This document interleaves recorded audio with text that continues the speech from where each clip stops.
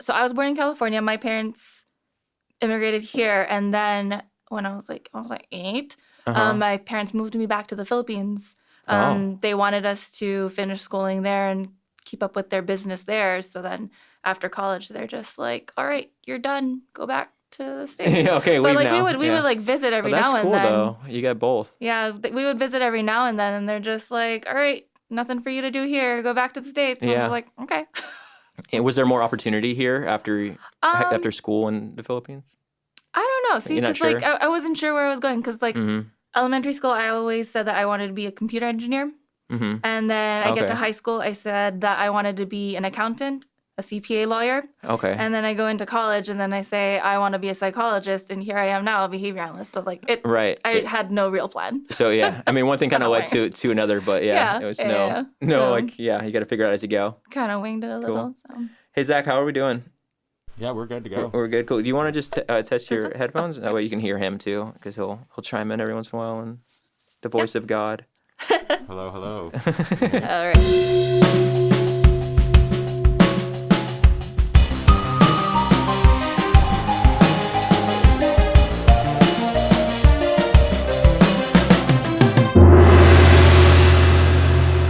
So the behavioral analyst thing, that's super interesting to me. The way it was described to me by our mutual friend BJ is that you actually I probably should let you describe it, but you basically help people fix their behaviors based on their environment or something with that, or by changing their environment. Yeah, something like that. So I'm a board certified behavior analyst. Okay. The field of my study is applied behavior analysis. And basically, it's a science to change behaviors. So in my practice, what I do is I analyze these behaviors. I look and see what's causing these behaviors to happen.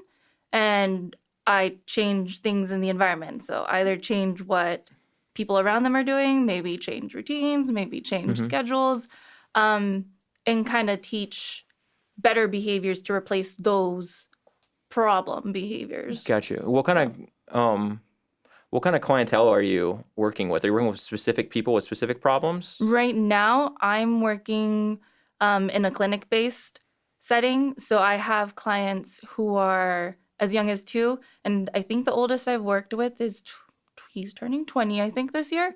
And most of them are on the autism spectrum. Okay. So, but ABA, the actual field that I'm in, it's just a science for changing anyone's behavior. Okay. So it's not just, and I think that's the common misconception with the field is they think, oh, ABA is only for kids with autism. But my experience is only with autism, but it can be applied in corporate, with animal training, just anything.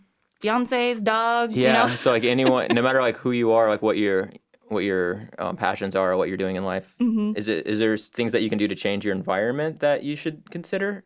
Or how would you go about like just an everyday person? What could they take away from the general? Just like the general, I guess it's, what I always say is you have to figure out like why the behavior is happening. So why is it happening? There's 4 major functions. Something either happens or someone either does a behavior because they want something, they want to escape something or get away from or avoid something, they want attention, or it just feels good, like a sensory. Gotcha. So once you figure out why it's happening, then you can find something to replace that problem behavior and still fulfills that same function. Gotcha. So would you, like an example of like a behavior that you might want to change, could that be even, I mean, could it be like just being like angry or something like that, like a feeling? So see, here's the thing, like, and this is something that I never really understood until actually getting into this practice. I'm just thinking like, oh, behavior, what does that mean, right? Right. Because there's like behavior, there's attitudes, there's perception. I'm just like, what is all this? Right. And I feel like people automatically assume it's like psychology, like it's all mentalistic type things. But there's this thing in ABA that we call the dead man's test. And that's the way to test if something is a behavior. So behaviors are things that you can see and you can measure. Okay. So we rely on data. So I need to be able to measure something for me to call it behavior. Now, if a dead man can do it, then it's not a behavior. Gotcha. So If I tell a dead man to stand up, he can't do it. So then standing up is a behavior. Right. Snatching is a behavior. Spitting is a behavior. Whining, things Yeah. like that. I had to be able to see it. Got you. Yeah. If I say mad or sad, I can't see that. You can't see that, so you can't measure it. I can't measure it. Gotcha. So a behavior, what's like a behavior, maybe like what's one example of a behavior that you've measured, and then how would you treat that? Or how would you, So like my go-to all the time with like explaining like what I do is with the kids, snatching. Like they just take things from you, right? Oh, right, yeah. And that functions because they want something. Mm-hmm. So for me to replace that snatching behavior or that taking things from other people is I teach them to ask for it. Because Gotcha. that asking, either by saying my turn or I want this or pointing, replaces the snatching. Because if I could teach a kid, you can get what you want. You just need to say something, right? So it fulfills that access function. Yeah. Then why do I need a snatch if I can just point and I can get what I want? You can ask. Yeah. So Right. it's just a matter of once they learn that they can get things or they still get that same function from doing this better behavior, then those problem behaviors go down. Gotcha. So it's a lot of just teaching. Teaching, like, yeah. Is it more about how to behave in an environment rather than how to change the environment around you? It's both. Okay. So whenever people ask me, like, what do you do? And I say, yeah, I change behaviors, but ultimately I have to change the parents' behaviors too. Right. Because something down the Right. line happened. That's why you're now bringing your kid to me. Yeah, right. So it's not just changing the kid's behavior, because people think, yeah, I bring my kid to you, you do therapy, they're fixed. Right. No, I need you to do the work too, Mom. You Right. know? Yeah. You can't just drop them off and. Yeah, no, it doesn't work like that. Right. So obviously people at home have to change what they're doing. So then they have to change their behaviors too. Mm-hmm. So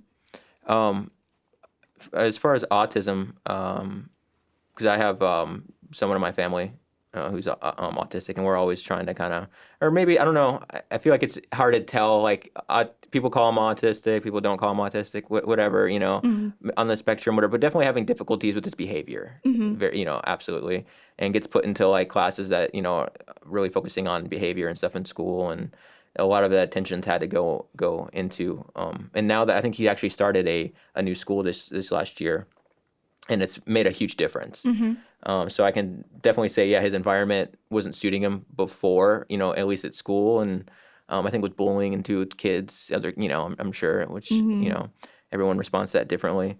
But is there any? I mean, are all autistic kids like different? Do they have like similarities? Or so is that a bad question? well, no, I'm not an autism expert per se, Okay. but because there's still like a lot of things that we don't understand with that whole autism spectrum. I have a friend that always, like, her theory is that we're all on the spectrum. It just depends yeah. where you're at. But there are common things that you see with people with autism. Like a lot of them might have social skill deficits, like they can't read body language or social Right. cues. A lot of people with autism, they might have like those different tics. I don't know what it is with kids, but the kids with autism, they're like tiptoe walkers. I don't know if Yeah, you've noticed that. So they do that. I've Why seen do that. they do that? Yeah. I really don't know. You know, Right. some of them like to rock and do this. One thing that I always say about myself is I say that, like, oh, maybe I have autism too, because like I get overstimulated with like big environments and just loud noises and just like, oh, I can't focus on one thing. Right. So, Yeah. but I think it's just their brain or their structure's just like programmed differently. So they might have like strengths in one area and weaknesses on the other. So You definitely So- see extremes of that in some yeah, cases, right? yeah. I mean, some people friends of mine that are just, I'm very like extroverted and like just open and, I'm just blah, blah, blah. Like I can get along and talk with anybody, which is probably why I started a podcast maybe. I don't know. But I mean, I have some friends who are not like that at all. And it's funny Yeah. to think like, oh, it's all just one spectrum. You can go extreme or not. Like Yeah. some of my friends that maybe they don't have like great social cues. They're just kind of socially awkward or Yeah, shy, yeah. And that's just a less extreme version of, I never thought of it that way. Yeah, There's just we're one just spectrum. all on it. We're just different placements. So I kind of like that actually. So what else can you talk about? I mean, you've obviously dealt with young kids, and you said all Mm-hmm. the way up to 20. What's the big difference between your clients and how you treat them and help them? So with the younger clients, I don't know how kids get like diagnosed with autism, but that's like our most common one. But because they're so young, I feel like our role is just kind of teaching them all these behaviors. I'm basically teaching you how to live your life right now at this point because it's a blank slate versus Right. when I teach someone who's like on the older side, now I have to teach you to unlearn all of these behaviors. And I guess depending on how high you are on your functioning level, with my older clients, I'm usually teaching them social skills, how to have a conversation, how to appropriately exit a conversation, how to stay on topic, or like basic living skills like how do I follow this like shower routine, or how do I budget my money, how do I make my bed, how to make a sandwich, stuff like that. So with my younger ones, it's just teaching them to actually communicate their wants and needs. I feel like that's like the biggest one that we're doing. And then once you get to the older ones, it's how do I live independently, or how do I not rely on someone else to do things for me? So making them independent. Right. Gotcha. So And specifically, or like what might be of like an example of behavior that is like making them cling to dependency that you try to wing them off of? Is that yeah, make so sense? I feel like it's just kind of teaching them that this is what you have to do to get what you want, kind of thing. Like I always make this joke with these kids, with some of the kids that I worked with, like, you're tantruming for a whole hour and all you had to say is all done. You could have just said all done and we could have been like all done with this. Oh, for an hour, what? An hour tantrum. Like Oh, it's- right, yeah. So like it's Tantrums, yeah, yeah. it's just basic. I don't know. It's just teaching them how to act. Right. Okay. Because Yeah. because like they're literally just complaining about something instead of just Yeah, just use your words. Just use your words and Yeah. say what you mean and move Yeah, forward. or just all you have to do is just like stand up and we can be done with this. Like, Right. that's all I asked you to do. Right. Right. But yeah, I mean, that seems like those are people who have like obviously problems with basic things, right? But you said it also people like general population can benefit from. It sounds like you're almost kind of a life coach. Maybe. I don't know. I mean, you're helping people live like Kind of. I mean, I'm doing it with my coworker right now. Like we're kind of like making our own behavior plan on each other. So we're just like Gotcha. being each other's analysts, and we're like, all right, we're going to start increasing our water intake, and this is our plan. Like if we don't drink our goal of water for that day, then we have a punishment program where we put $1 in. Oh, gotcha. And, stuff like right. that. Hold yourself accountable. Yeah, or even just something as simple as I'm going to put a visual schedule so I can remember I'm going to do Right. this workout and stick to this routine type of thing. Yeah, well, this interesting thing because everyone, no matter what it is, everyone has goals and everyone's trying to, reach their goals and hopefully, reach goals and set goals that are good for their personalities, right? Like they want to be happy with what they're pursuing. But the dedication part and the discipline part is, I think, where a lot of people fall apart at. Yeah, I guess it falls down, it all boils down to like the motivation behind it, and also like what's in it for me? What's my reinforcement for doing this Right. type thing? So what do I get? Like I did it with my dog. I taught him to sit before he actually eats. Okay. So now, like, you're not going to eat your food until you actually sit when I tell you to. Yeah. So now he knows when I say sit, he has to sit and wait for me to tell him to go eat.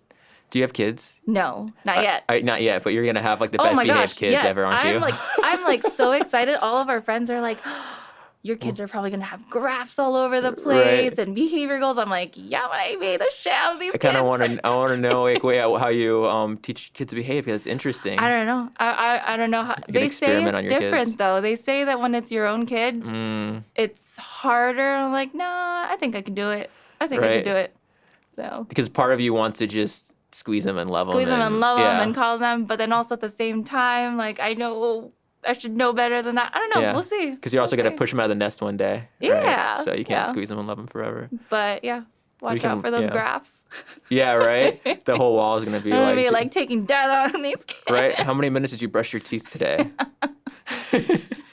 That's awesome. Right. Is there anything you do with yourself? Like, have you ever tried, like, when you were like trying to reach a goal or set goals or something like that, you. See, I think with me, because I'm doing it, if I do it to myself, like a self-management type thing, Mm-hmm. I don't trust myself. Like I fall off the wagon right away. So I have to have someone else kind of watching me and holding me accountable. Mm-hmm. So I'm not the greatest at it. I do like little things like, oh, let me just remind myself and prompt myself to do this. Like put it here, my Yeah. things that I need to do, or I'm not going to go, eat candy or drink drink beer Right. until I finish this. And there's little things like that. I haven't done anything like too extensive yet to myself. Gotcha, yeah. What about like just habits though? Like just general like good habits, bad habits, building them? Do you talk about that with your clients and stuff like that at all? With my clientels right now, see, a lot of my kiddos, I don't know, for some reason, my clinic, or at least the clinic that I work at, we've been getting like a lot of the littler ones. Okay. But with the older ones, when I did have the older ones, we would talk about like, okay, did you wet the bed last night? You didn't? Cool. Here's a star. All right. Good job, Mom. Make sure after 5 stars we can get some ice cream or Right. tablet time, So I guess, I don't know, that kind of Reward stuff. system. Yeah. Gotcha. What are you gonna do moving forward? What do you like? Obviously you went through like a long path. We kind of talked about that a little bit ago. Yeah. How you jumped from, was it some of the harder sciences at first, or engineering or something you said? So going into college, going into my undergrad, I wanted to go into accountancy. Before that, I wanted to do computer engineering. My mom's like, what are you going to do with computer that? engineering. Oh, look at us now. Like everyone. Everything? The whole world is built Back off then, of my computer? mom's like, what are you going to do with computer engineering? Fix computers? You're right. I'm just like, Mom. Yeah, maybe. Right? That's funny. But yeah, I wanted to do that when I was younger. And then I wanted to be an accountant because I really like numbers. I like math, yeah. But then going into college, I ended up in a psychology major. And I was like, oh, I'll just like take a couple classes and then transfer out and go into accountancy. But I ended up staying. And I said that I wanted to pursue some kind of career with kids. Okay. I always knew that I wanted to do, like after taking a couple classes, I'm like, I want to work with kids. I want to help kids. I want to help change lives. But there's nowhere to go after psychology undergrad. Like you got to keep going for more studies. Gotcha. So then I looked into doing my master's as soon as I moved back to the States. I think my first master's was like a general psychology major. And then there were some classes in ABA and applied behavior analysis. I'm like, hey, this is pretty interesting. So then I switched my majors again and then ended up doing that. So, but obviously it applied. I mean, everything you switched your major, but yeah. So then it's still like a psychology, but then I ended up getting my master's in applied behavior analysis instead. So right now I'm happy with where I'm at, but I always say my retirement plan is to go back to school, get my doctorate, yeah, and then teach online classes from home in my pajamas. There you go, yeah. That's like my end goal right now. That's a very realistic goal after 2020, working at home in your pajamas, my pajamas. But kids specifically, you like working with kids? I like working with kids. I like to, I don't know, there's some kind of like sense of satisfaction in knowing that like, haha, I helped you do that. Like, yeah. There's this one kid that I used to work with, like from day one, like she wouldn't make eye contact when you called her. She would cry and scream at everything. She would drop, she would snatch things. And now I get updates from her behavior team and they tell me, like, yeah, you call her name from across the room, she'll look. You call her to come here, she'll, she knows how to, she has like a picture exchange system to tell you what she wants. I'm just like, wow, like to like think from where she started and where she's at now. Yeah. It's those things like that, or like hearing the clients say their first word. It's crazy. It's crazy. I'm like, you said wow. like 2? Yeah, 2 years old? Two are like the youngest we've gotten. But to like know that like they said their first word, they finally said go to leave the room. What? That's cool. Yeah. You're because like at that point they're the blank slate, right? So there's got to be you're basically teaching them how to live their life. It's crazy. So like the impact that you have. How long do you usually work with one of these kids? I mean, I'm sure it differs a little bit. Yeah, it depends on the behaviors. In my role now, it's more of like a supervisory role. So I write the plans, I train the staff to implement the plans, and then I just do like checkups with them. Gotcha.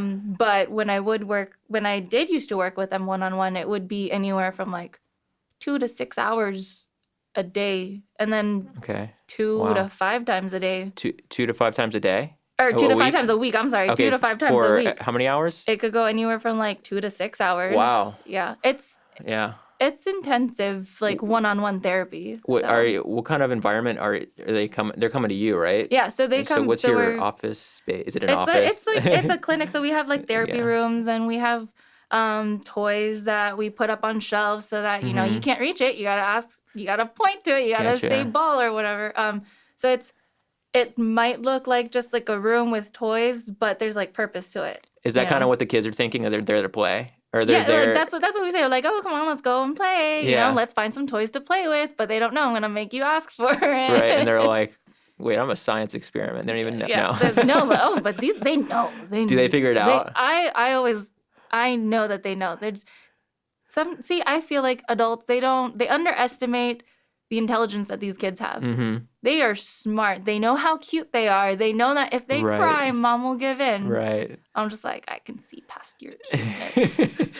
I know you're a mastermind. I know, you're so manipulative. Yeah, you evil little baby. It's true though. You can tell some kids that don't get that those basic things that everyone figures out at a young age. If they don't get it knocked out of them, they go too much into their adolescence Yeah. with those behaviors. Maybe. Yeah, exactly. can Like tell, I'd right? rather Yeah. I'd rather work on aggressions while you're 2 than when you're 14. Right. Like, When you're still crying to get attention or whatever. yeah. Like For that purpose, you know. Mm-hmm. Interesting. So So what do I don't know. I kind of want to give. I feel like you have advice to give to parents. I don't know what it is because I don't have kids. I mean, I don't know. There's no like. I'm not gonna tell you like how to raise your child type thing, Okay, and that's yeah. why I always tell them like I'm not gonna. If you want to like hit your kid, and give them like them that's a- fine. But if you want to give your kid candy when they cry, that's fine too. Yeah. I'm not gonna tell you how to parent, but I always found that just going back to like knowing why people do things they do, Mm-hmm. it just helps make sense with just your day to day. You Right. know, like maybe at work, maybe someone that's this chick that you work with and she's just like always complaining. It's because she might be getting attention for it. So then stop giving her attention. Stop Right. feeding into that because then she knows, oh, if I complain and whine and bitch about this and that, people are going to keep talking to me and like ask questions or whatever. Mm-hmm. So then just don't then. We've had those coworkers. Everybody, I think. Yeah. Yeah. Yeah. The drama. Yeah. The one that seems to be the drama queen or king or whatever. But I mean, there's no like just like that one blanket advice, really. I don't Right. know. Well, I feel like it's just are parents who like. I mean, you don't have to. There's no blanket advice, but parents who obviously are giving attention to their kids and how they're behaving and reacting. It probably makes a big difference from parents who just aren't giving that attention or trying to think about how their kids are or why they're behaving a certain way. yeah. Once they understand that why they're behaving a certain way, and then they do the same things that we're doing, so then that's why we call them in. We're like, all right, it's your turn. You come Gotcha. on in. You do this. Let me show you how to do it. Type thing. Yeah. Once they understand that, then they can already make a big difference. Because then what the kids are doing is, oh, I'm going to therapy. I have to behave. I have to like listen. I have to ask for things. Mom's going to pick me up. Cool. Back to normal. Yeah. So then everyone has to be on the same page for it to work. Mm-hmm. Like the plan won't work if someone's not going to follow through. And sometimes I'm guessing like the child will go either to mom or dad, depending on who gives them what they want. Exactly. So then like mom and dad, you guys have to be on the same page. If you say no cookies before dinner, make sure you follow through. Right. Don't like give in at the last minute because then now you're just teaching the kid that like at one point you're going to give in. Yeah. So. And now a few words about our sponsor.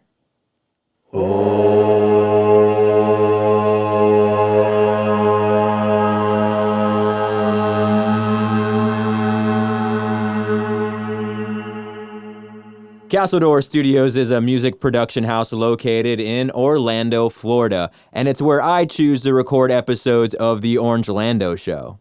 The studio features a blend of vintage and modern equipment and can accommodate musical artists of any genre, voiceover recordings, and, of course, podcasts. They can help with anything audio related. Castle Door Studios offers free tours. Come check out their amazing facility for free. There's nothing to lose. They also offer free open house events like their monthly songwriter night where artists share and critique each other's work. It's free, people. Every session you book with Castle Door Studios will be professional, private, and inspiring. If you have a creative idea, take action now and contact Castle Door Studios at castledoorstudios.com. Use reference code OrangeLando to receive a 10% discount on your first booking. All right, back to the show.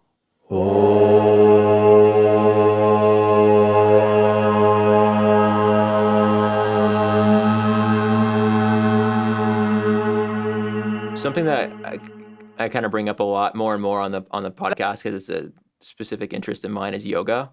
Do you have any experience with yoga or meditation or anything like that? No.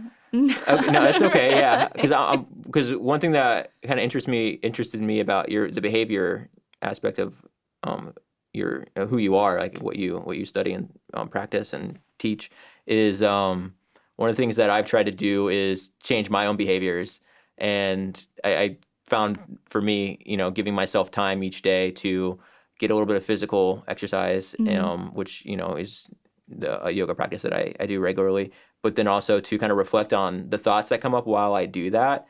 And I'm just kind of wondering, is there any type of contemplative practice or anything that like where people you have like kids or clients actually think about their thoughts in more of a productive way than like a compulsive way or anything like? Is any of this making sense at all? It is, but then also at the same time, thoughts, like I've kind of like I'm like back at this, like when I did my undergrad, I'm like, thoughts and therapy and like feelings and all this things inside, right? Internal things. Right. Things you can't measure. Yeah. So then like now that I've gotten into this practice, I've kind of like disconnected myself from that, but I still do see and respect the importance of it.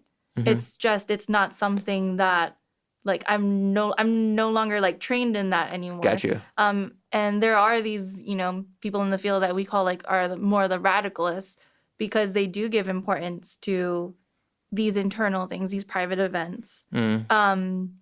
So it's not just like, oh, if I can't see it, then it doesn't matter. It's no, those things actually do matter. So I'm still trying to find also like how can I still incorporate that into practice and not just like this black and white, what I can see and I can't see. Right. So. But you have to be able to have data with it, right? Yeah. So that's like probably the hard part. Yeah, and that's the hard part because like a lot of the decisions we make when we're writing up these plans or making changes to it for improvement, it relies on graphs and data. Like we have clickers, we have like our pen and paper data, we have our graphs on Excel. We're just like, look at this trending upward line. It's like amazing. We're improving, or Yeah. I'd be so interested to find out like what kind of data there is with. I mean, I know there's been a lot of studies with people who practice yoga at different stages in their life and how it changes them.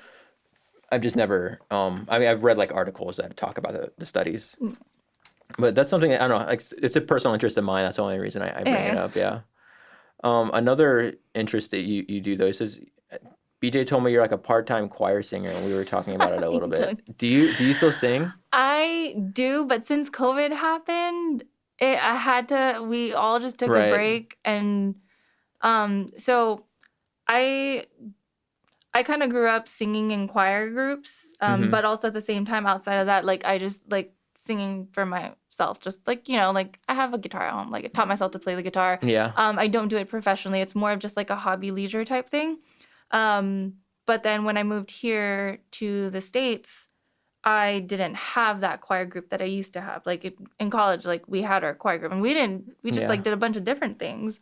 So then here I was able to kind of find a group at church, which I was always opposed to joining church choirs, but then I guess it was a community thing because they were also Filipinos. One of them reached out to me and they were like, hey, you went to this university. I went to that university. I think you should check this, So I'm like, all right, cool, sure. Let's just see what you guys have.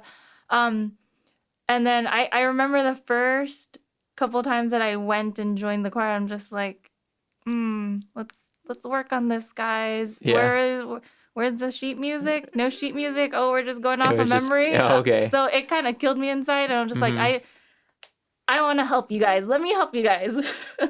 So then from one church, You start changing their behavior. yeah. No, this is pre behavior analysis, but Yeah. but now, no, actually, I do use that now. Do you? Yeah. With them, yeah. So then I was at this one church, and then the other Filipino communities kind of like heard of like, oh, Jaymee's amazing. You should join this other choir. Wow. So then now I'm part of this bigger group. It's basically like all of the small Filipino choirs put together in Orlando. Cool. So I kind of help co-direct them. I teach them their music. Like I'll record their parts, every single part. Like if I can reach the bass notes, I will record the bass notes for And then them. so they can have like a so reference that they and have, practice. yeah, because I tell them like go study it at home. When we meet the next time, we're gonna like put it all together. Yeah. So that's kind of that. Like it was more for Gotcha. church, but then also at the same time, just it was different. It was a different feeling being in that position because I've never kind of directed or conducted a choir before. I was always just the one in the group. But then being in front of all of them and teaching them and seeing everyone actually like paying attention to me, who's like much younger than all of you guys, type thing, and then kind of hearing the music and just like hearing every single voice and having it all meshed together, it was just beautiful. Yeah. Especially like at church. And I always say that like singing in church is my highest form of praise. So for me to be able to help share that with the congregation, it was just like the best feeling. So now that like with COVID, it kind of sucks because right, you can't do that. Can't do it. Especially the nature of choir and things like a cappella and stuff. You want to be in a live environment, right? Like I think that's it seems like you just have like this personality though of someone who just likes to you get a lot of reward out of like teaching people and seeing and having people do better at what they're I don't know. helping people do better. Yeah, I don't know. It's like it does give me like that satisfaction, like to know that like, hey, I helped you achieve that, or and I guess that goes into why I want to be able to like teach later on. Like I want to help mold the future of this field. Like when you get your doctorate, right? When I get my doctorate, when you retire. Like who doesn't want to do that when they retire? You're psycho. From school. No, that's awesome. Yeah, yeah. that's very cool. And what do you? Is there a lot of professors or people who like want to be professors, or even I guess people who just practice clinically? They have like an ongoing study in like a literature they're trying to develop. Maybe is there that's something? The thing. Like once you go in for your doctorate, you're in that like academic world where you're just like improving and continuously like making research and making it better, and that's just it's a lot of paper writing. That's I think the part that's like kind of making me like not do it, because I do like this clinic based, like being able to apply all this research, but now I have to do all this research and make all these papers. So that's the hard part about the doctorate, because you're constantly improving the field. You're not just like actually putting it into practice. You're still making it better for the future. Right. So. And I'm sure there's like I know with like, in sociology and psychology and stuff, there's like a handful of like grades that like added, a lot to the practice or the study, right? Like, I mean, psychology, I think everyone knows like Freud or Jung or whatever, all these people that are Erickson like, and and I don't know, but these people that I just happen to know of because obviously they had a big influence on those fields and they've kind of become popular names. But that's kind of where you're starting to pick up maybe for some of these people that are long dead and gone now, and now you're trying to pick up where they left off in a way. Kind of. So our field kind of branched out from psychology, from the behaviorist theorists, B.F. Skinner, who's the other one, with the bell and the dog and this little, I can't remember. Bell and a dog? Pavlov. What's the bell and the dog? So, okay. This is a study? It was one of Pavlov's classical conditioning. So they taught the dog, they kind of associated a neutral stimulus. So when the dog sees food, the dog salivates because of the presence of food, right? So we can say that this food is that signal. So then what they did was they tried to transfer what the presence of food did to the dog. So they rang a bell, nothing happens, right? It's neutral. So then they present the food and they ring the bell, dog salivates. So they do this over and over. So now every time the dog hears the bell, he salivates even without the presence of the food. So it's transferring over that. Yeah, gotcha. So it's that motivation. They totally did this in The Office. Have you ever watched the show The Office? I haven't, but I know a lot of like these sitcoms do those things like that. Yeah, it's like a prank. They do use it as a prank. Like one of the characters, Jim. I don't remember exactly what it was, but it's something along the lines like conditioning. Big Bang Theory does a lot of it. Yeah, it was hilarious because I think it was like he was giving a tic tac every time like this bell rang or something. Yeah. And then that's like day, straight up conditioning right there. Yeah, and then did it for a long time, and then one day he didn't have it. He just was ringing this bell, and the dude Dwight next to him just puts out his hands for like a tic tac, and he's like, "What are you doing?" He's like, "I don't know." Hilarious. Yeah. But who is the Pavlov? Pavlov, and so he's kind of obviously he made one of them. One of the big behavioral.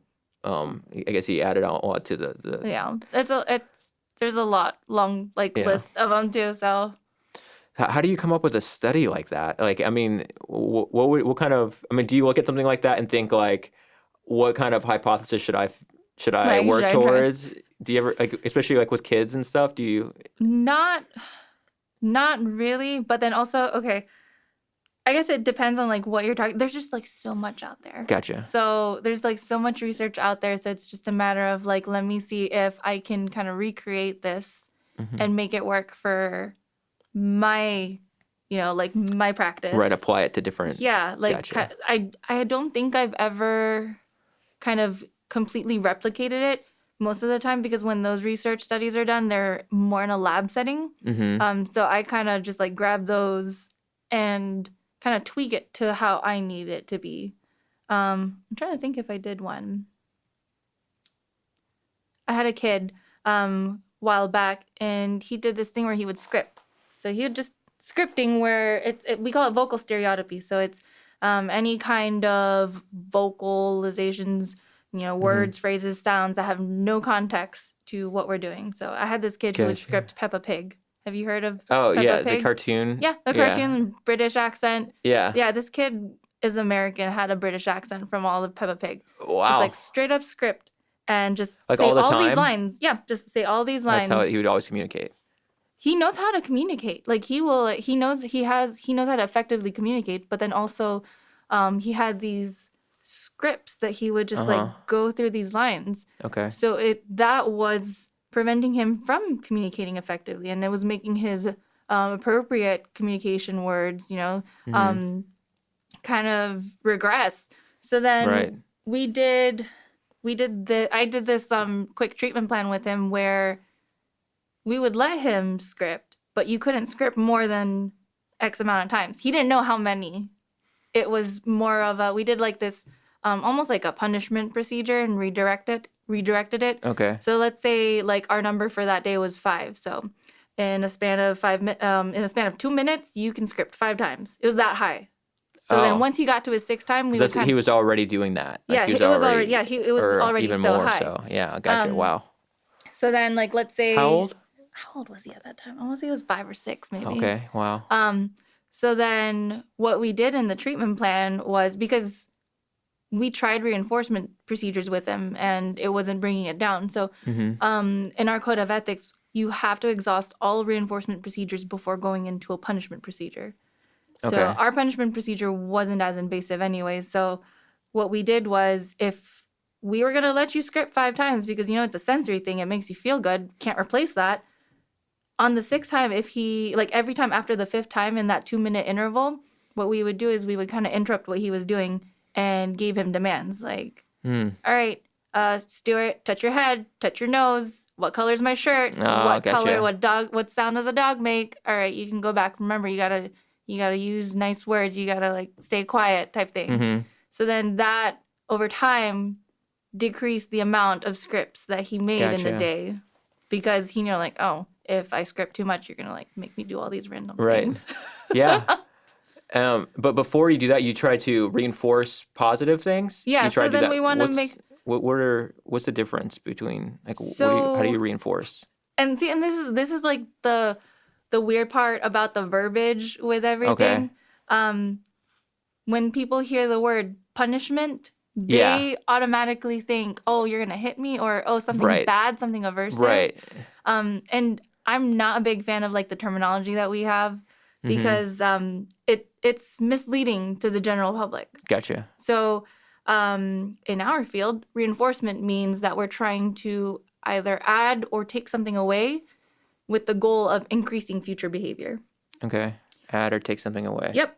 Punishment is I'm either adding or taking something away to decrease behavior.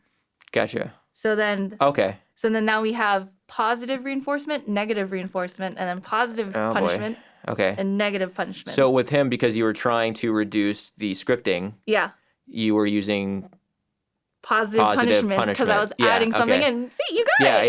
Yeah. And what would negative punishment be? Negative punishment would be I'm taking something away to decrease the future behavior of it could be I'm gonna take away your cell phone so that I can decrease you not paying attention. But you weren't taking something away from him. I wasn't. You were telling him something. You were adding something. Yeah, I was adding something. I was adding in those like random demands, just like a sequence of demands that you had to do. And so like when somebody whips their kid, whips them. My dad used to give me the belt pretty bad when I was a kid. I always got threatened. Yeah. I was a good kid. I wasn't. I already listened as soon as my mom kind of threatened me. I'm like, oh, okay. I got put into a school, and it was the second time I was in fourth grade, and my mom signed a waiver so I could get paddled. Oh my gosh. Yeah. And she was a very good mom, though. It's okay. I was troublesome a bit, but I don't know how well that worked for me or not. But I think I stopped respecting authority or something at a young age or whatever. But not that I do now, but I had problems. Anyways, would that even be considered a type positive? It would be positive punishment. Yeah, it would be a positive punishment because I'm adding something that decreases the behavior. So yeah. Right, but it doesn't have to be physical force for it to be positive. No, it doesn't have to be. It could literally just be like, okay, now you got to say this and do this. Yeah. Or so then now you got to go clean your room. Yeah, exactly. Would that be one? Okay. Exactly. So, interesting. See, and that's why like when people hear the word punishment, they think like something physical already. They already think like no. But everyone's got their own PTSD. Like, I don't want to be punished. Right. So. Interesting. Cool. So that worked for him. How long did it take? I got transferred out of that clinic, but then when I checked up on them, I'm just like, hey, are you guys still using the treatment plan? And they're like, yeah. And it actually, brought it back down because I think we were in like the hundreds with the number of like scripts that he was doing. So we would have a clicker and just like click every time. And I think they were able to kind of bring it down. Now, we didn't really want it to go to zero. Any of these like automatic sensory type behaviors, we never want them to go to zero because like I said, it's something that makes them feel good, and I can't really replace that. Like, how do I teach you something to make it feel nice? But we wanted it at a low enough level that it wouldn't interfere with his daily living. Gotcha. Can't do that in class when kids next to you are trying to like do their work. But maybe like when you're hanging out with your friends or something like that. Yeah, or maybe in your room. You can do it. You can do it in your room. You can't do it over here when we're at church or at the movie theaters. Something like that. Gotcha. So cool. Yeah, because you don't want to like. I don't want to take it away from you. You don't. The only thing that makes you feel good, I can't do that to you. I can't take that away from you. So that's great. Just got to teach you when and when not to do it. So is that the those types of punishment and reward systems, or is that based off of some particular theory or like? It's still all under like ABA sciences and like behaviorism. So it all just falls under that. Gotcha. And you're not sure if you want to contribute to those kinds I of don't theories know. or something one day? Like, do you want to try your own types of? Is there room for it? Do you think for improvement still? I feel on like it? there still could be room for it. Yeah. I don't know. I feel like I'm still very much young in my field, and I'm still Sure. trying to like get in there and be able to like contribute to the growth of the field.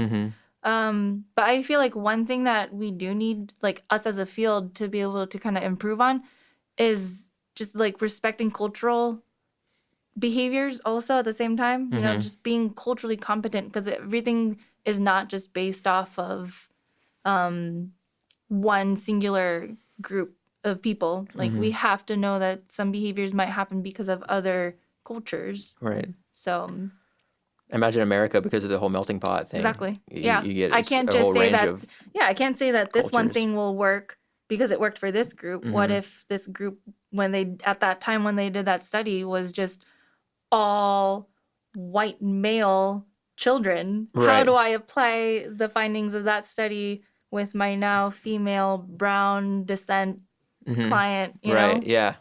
Yeah. It's interesting. So just not having like these. It's not so black and white all the time, right? You gotta. There's much more nuance in there. Well, it sounds like you're on you're down a really interesting path. I look forward to probably Seeing the graphs of my baby. Well, I was to say like at least thinking and applying some of these basic ideas in my own life, because I'm constantly trying to just be super self-aware, and I'm at a point now where I really want to make sure what I'm doing is something that I'll be dedicated to, and not even just like the big things, but the small things, right? Yeah. Like when I wake up in the morning, like the first thing I try to do is exercise, and how I know I feel like guilt and shame if I don't do it, and my day is completely different. And so I'm always super interested in just, talking about those kinds of things and learning more about them. So I really appreciate you coming on and sharing everything with me thanks. today. Jaymee Ann, what's your last name? Simbulan. Simbulan. Jaymee Ann Simbulan, thank you so much. Thank you.